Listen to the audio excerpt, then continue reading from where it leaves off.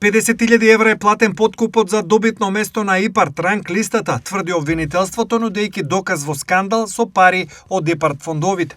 Во судскиот процес за корупција поврзан со распределба на ИПАРД средства, обвинети се повеќе лица, меѓу кои директорот на Агенцијата за финансиска поддршка во земјоделството и рурален развој Илија Стоилев, како и Џевдет Насуфи, Амет Фејзула, Вангел Наневски, Марија Цветковска Стојановска, Лилјана Стојковска, Андријана Андреевска Стојановска и Фејзула Фејзула. Според обвинението, Џевдет Насуфи како управител на фирма понудил и дал мито од 50.000 евра со цел неговата апликација да биде повисоко рангирана и да добие европски средства, иако не ги исполнувал условите.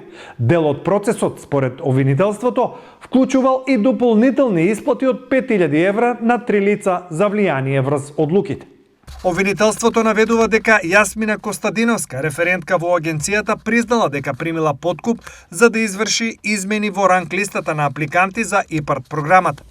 Илија Стоилев, како директор на агенцијата, е обвинет дека прифатил ветен подкуп од 50.000 евра за да потпише решение и да овозможи одобрување на средствата, иако апликацијата не ги исполнувала условите.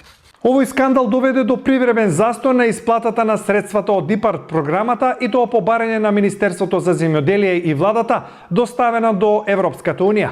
По неколку месеци плаќањата се нормализирани, исто како што течат и апликациите за нови проекти.